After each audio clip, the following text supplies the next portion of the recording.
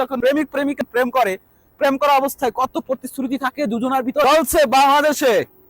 প্রতিটা মহল্লায়, প্রতিটা গ্রামগঞ্জে, প্রতিটা সিটিতে নির্বাচনীর হাওয়া বইছে, নির্বাচনীর আমদামি চলতেছে। কিন্তু যেই প্রার্থীরা সুন্দর সুন্দর প্রতিশ্রুতি দিচ্ছে, ভালো ভালো কথা বলছে, এই করব সেই করব, এইটা কি আসলে রাখতে পারবে?